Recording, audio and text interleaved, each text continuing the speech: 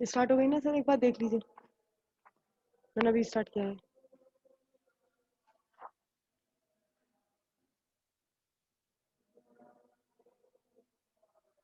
हो गया? चलो देखो, इक्वेशन 7 तक निकल गई। अब इसकी मैट्रिक्स बनाते हैं।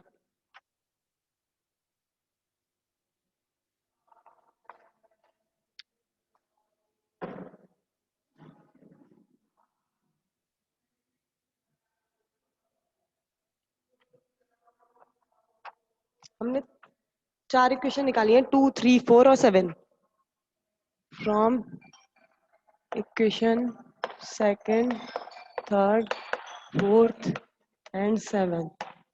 मैट्रिक्स फॉर्म बनाते हैं।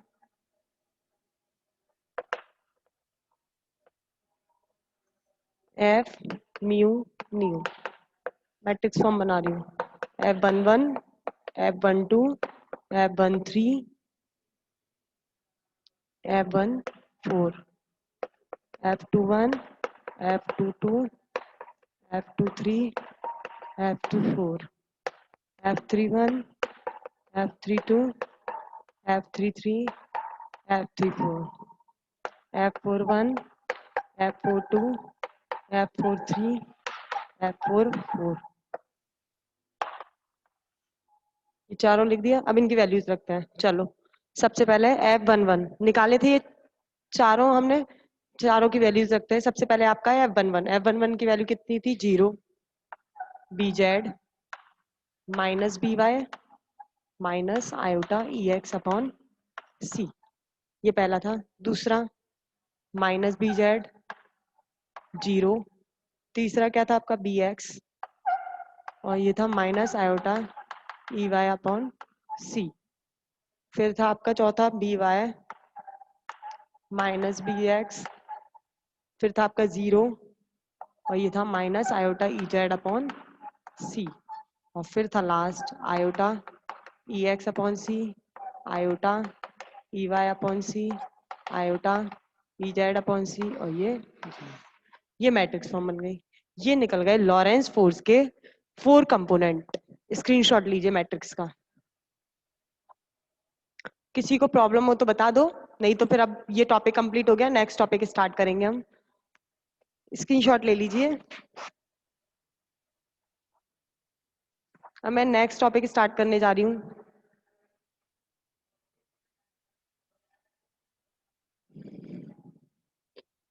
किसी को कोई प्रॉब्लम है इस टॉपिक के अंदर? अगर प्रॉब्लम नहीं है तो आगे चलते हैं, फिर अपन नेक्स्ट टॉपिक करते हैं। नेक्स्ट टॉपिक है आपका आपेक्षिकीय डॉपलर प्रभाव। डॉपलर प्रभाव नाम सुना होगा। अब आपको आपेक्षिकीय डॉपलर प्रभाव पढ़ना है इसके अंदर। चलो बताऊंगी, भी समझाती हूँ, पहले टॉपिक डालते हैं। इसके अंदर किसी को कोई प्रॉब्लम नहीं है ना? रफ कर दूं ना? चलो,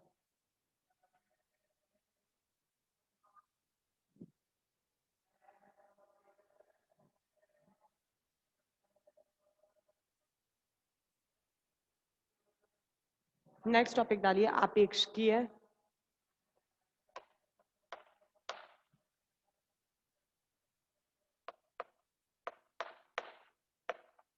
डॉपलर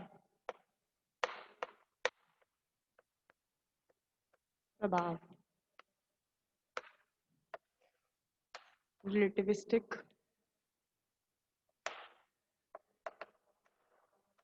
डॉपलर इफेक्ट। हमें डॉपलर इफेक्ट पढ़ना है। डॉपलर इफेक्ट सब लोगों ने वैसे पढ़ा हुआ है। साउंड का डॉपलर प्रभाव पढ़ा है ना? साउंड का डॉपलर प्रभाव क्या होता है? पढ़ रखा है, 12th क्लास में डॉपलर प्रभाव था, उसमें डॉपलर प्रभाव पढ़ा था। क्या होता है एक बार समझा देती हूँ मैं। जैसे पढ़ के आए हो उसे समझा रही हूँ, फिर लाइट का अपने आप समझ में आएगा, प्रकाश का। देखो,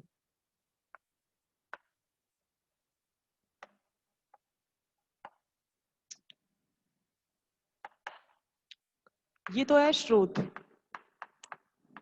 और ये है आपका प्रेक्षक।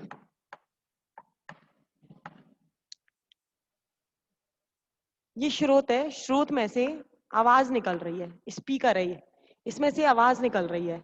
ये लिसनर है, मतलब ये प्रेक्षक है जो आवाज सुन रहा है, दोनों अपनी जगह स्थित हैं, इसमें से आवाज निकल रही है, सुने जा रहा है, इसको एक ही आवृत्ति की आवाज सुनाई देगी, आवृत्ति में कोई परिवर्तन नहीं होगा। अब दूसरी कंडीशन, जब तक इसकी आवृत्ति में परिवर्तन नहीं होगा डॉपलर प्रभाव उत्पन्न नहीं होगा। डॉपलर प्रभाव कब उत्पन्न होगा? जब आवृत्ति में परिवर्तन होगा। आवृत्ति में परिवर्तन कैसे होगा देखो जरा। माना ये तो स्थिर है और ये गतिशील है, अगर ये स्थिर है ये गतिशील है तो ये इसके पास आ रहा है, पास आ रहा है तो इसको आवाज ज्यादा सुनाई दे रही है, मतलब इसकी आवृत्ति में परिवर्तन हो रहा है। किसकी? जो प्रेक्षक पास आता जा रहा है तो उसको जो आवृत्ति है, जो उसकी साउंड की आवृत्ति है, उसमें परिवर्तन महसूस हो रहा है। जब परिवर्तन हो रहा है तो वो डॉपलर प्रभाव उत्पन्न हो रहा है। डॉपलर प्रभाव तभी उत्पन्न होता है जब आवृत्ति में परिवर्तन होता है। इसकी आवृत्ति में परिवर्तन होगा, ये पास आएगा आवृत्ति ज्यादा सुनाई देगी, दूर जाएगा आवृत्ति कम सुनाई देगी, तो मतलब डॉपलर प्रभाव उत्पन्न हो गया। जब दोनों स्थिर थे आवृत्ति में परिवर्तन नहीं हो रहा था तो डॉपलर प्रभाव उत्पन्न नहीं हुआ। अब दूसरी कंडीशन करते हैं, इसको तो गतिशील बना देते हैं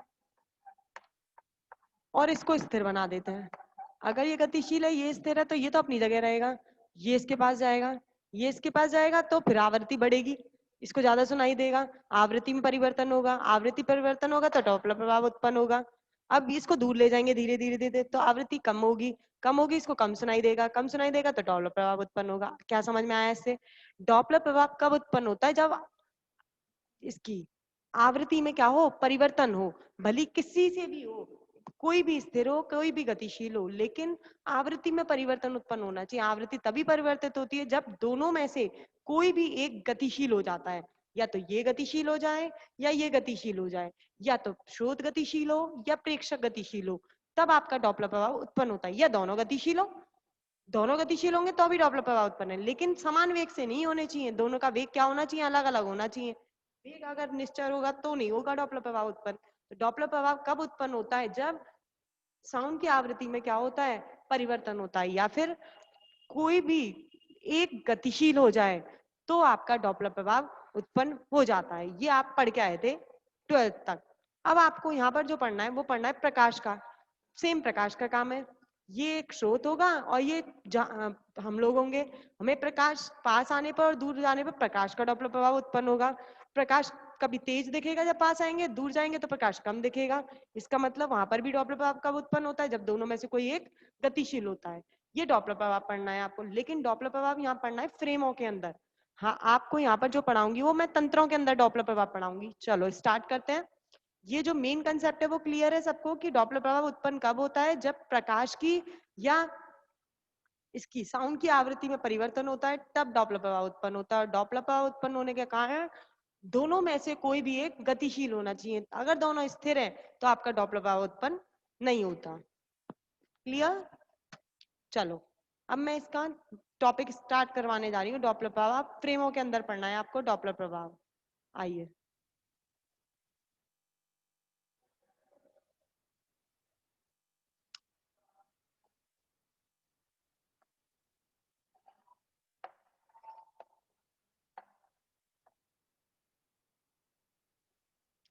ये एस फ्रेम है, यही आपका एच डैश फ्रेम है। तो दोनों के मूल बिंदु संपाती है, X X dash, Y Y dash, Z Z dash. ये डॉपलर प्रभाव है। अब क्या है, दोनों क्या है? स्थिर हैं। अब वीडियो अटक रही है, नेट प्रॉब्लम कर रहा होगा, नेट प्रॉब्लम कर रहा है इसलिए वीडियो अटक रही है। दोनों इस वक्त स्थिर हैं तो डॉपलर प्रभाव उत्पन्न नहीं होगा। हमें क्या करना पड़ेगा? एक को तो स्थिर रखना पड़ेगा, एक को गतिशील बनाना पड़ेगा। मैं क्या करती हूँ, इसके मूल बिंदु पर एक प्रकाश स्रोत रख देती हूँ। मैंने यहाँ रख दिया प्रकाश स्रोत, ये रहा आपका।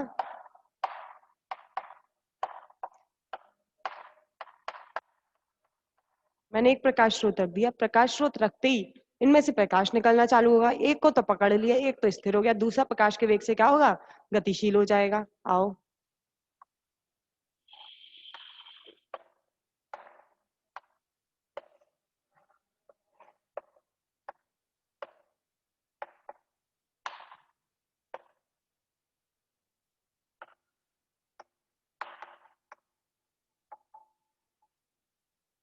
ये तो स्थिर है।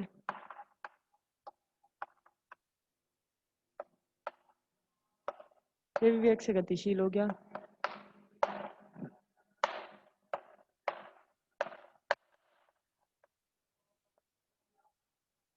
देखो, प्रकाश यहाँ से निकलकर पी बिंदु पर पहुंचेगा, यहाँ से निकलकर पी बिंदु पर पहुंचेगा। सबसे पहले इस तंत्र से निकलकर प्रकाश पी बिंदु पर पहुंच रहा है, तो कितना प्रकाश पहुंच रहा है ये देखते हैं। यहाँ से निकल के प्रकाश आपका गया इस पर, और यहाँ से निकल कर भी प्रकाश गया इस पर, तो तरंगे जाएंगी प्रकाश की। ये तरंगे जा रही हैं प्रकाश की पी बिंदु पर, यहाँ से भी तरंगे जा रही हैं। हमने माना ये तरंगे जो एक्स अक्ष के साथ थीटा कोण बना रही हैं, और यहाँ पर एक्स अक्ष के साथ ये तरंगे थीटा डैश कोण बना रही हैं। ठीक है, यहाँ से पहुंच गई, और तरंग जब जा रही है तो तरंगों का संचरण होगा। तो संचरण कितना होगा? संचरण आप डिनोट करते हो के से, याद हो तो। संचरण नियतांक, जब तरंगों का संचरण हो रहा है इसके प्रेक्षक से बिंदु पी तक, इसके प्रेक्षक से बिंदु पी तक, तो संचरण नियतांक के वेक्टर चलता है। इसके लिए चलेगा के वेक्टर डैश। अब मुझे क्या करना है, पी बिंदु पर आपको डॉपलर प्रभाव उत्पन्न करवाना है। और उत्पन्न जो होगा, क्योंकि एक स्थिर है एक गतिशील है, तो डॉपलर प्रभाव उत्पन्न हो जाएगा। अब यहाँ से तरंगे निकल निकल के पी बिंदु पर जा रही हैं, तो आपने तरंग की समीकरण पढ़ी है, तरंग समीकरण। अब मैं क्या करूंगी, दोनों फ्रेमों के लिए पहले तरंग समीकरण लिखती हूँ कि तरंग समीकरण कितनी होती है जिससे ये गति करते हैं और पी बिंदु पर पहुंचती हैं। आ जाओ।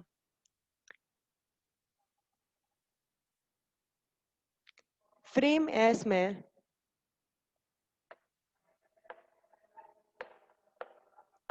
किसी समय टी पर, फ्रेम एस में किसी समय टी पर बिंदु पी पर पहुंचने वाले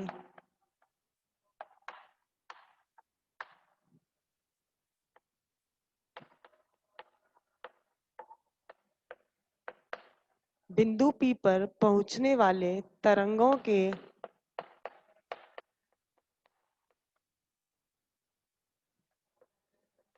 तरंग फलनों का समीकरण।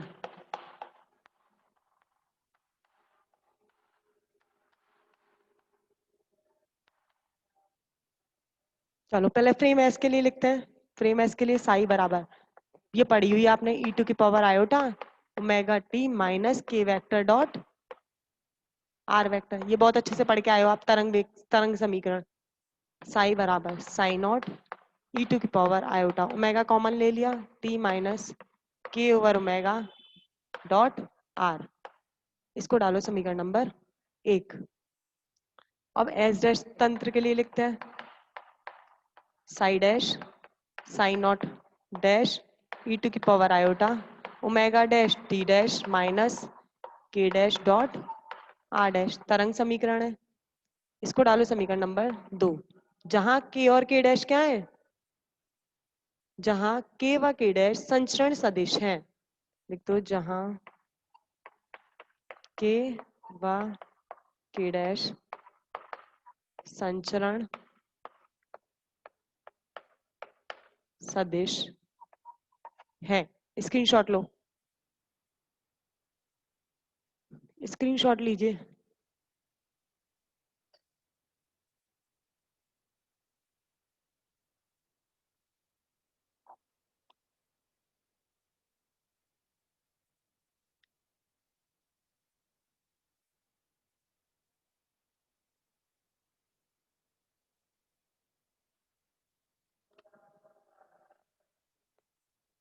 अब देखिए, तरंग फलन में साइन नॉट ई टू की पावर आयोटा, ये क्या कहलाता है, ओमेगा टी माइनस के डॉट आर, फाई जिसे बोलते हैं कला। कला बोलते हैं, कला सुना होगा नाम। ये जो होती है ऊपर ई टू की पावर आयोटा फाई बोलते हैं इसे, जो इसको बोला जाता है कला। सेम इसके अंदर भी ये क्या चीज कहलाएगी, कला। और जो कला होती है वो क्या होती है, गिनने योग्य होती है, मतलब कला की संख्या को हम गिन सकते हैं। तो कला का मान हमेशा क्या रहता है, निश्चर रहता है। आपने पढ़ा होगा व्यतिकरण, व्यतिकरण के अंदर कला रहती है वो क्या रहती है, बराबर रहती है। समान कला से तरंगे आगे बढ़ती हैं, तो मतलब कलाएं जो होती हैं तरंगों की वो क्या रहती हैं, समान रहती हैं। समान रहती हैं तो ये दोनों मान क्या रहेंगे, बराबर। मिटा रही हूँ मैं डायग्राम।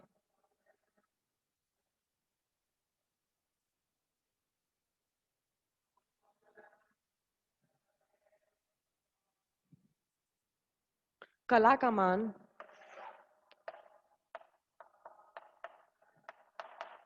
निश्चर होता है। कला हमेशा बराबर होती हैं, तो ओमेगा टी माइनस के वेक्टर डॉट आर वेक्टर किसके बराबर होगा? Omega dash t dash minus के वेक्टर डॉट आर वेक्टर। दोनों का मान कैसा रहेगा आपका? निश्चय। इसको डाल दो समीकरण नंबर 3। अब हम पढ़ चुके, दोनों कलाएं क्या रहेंगी इसकी? बराबर रहती हैं। ठीक है, चलो अभी आर्टिकल कंप्लीट नहीं है, कल करेंगे इस आर्टिकल को। आज की क्लास खत्म हो गई है, इतना ही। बाकी इसके आगे कंप्लीट नहीं हुई है, ये कल करते हैं आर्टिकल कंप्लीट।